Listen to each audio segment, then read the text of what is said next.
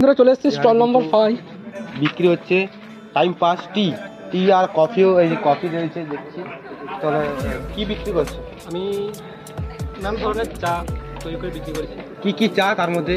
কী চা বলতে আমাদের যেটা ন্যাচারালি গাই দুধ দিয়ে তৈরি কফি, বা যে আমরা সাধারণত যে চাটা বাড়িতে বানিয়ে খাই সেই চাই তৈরি করছি।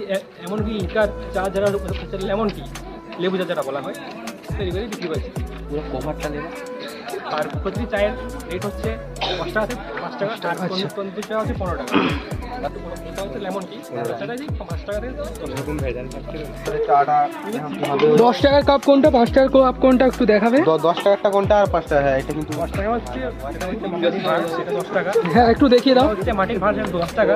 আর যেটা এরকমই নর্মাল কাপ, সেটা হচ্ছে 5 টাকা। নর্মাল যে এরকম যে রয়েছে, এরকম যে কাপটা রয়েছে, চা এটা কি লেখা আছে এটাতে?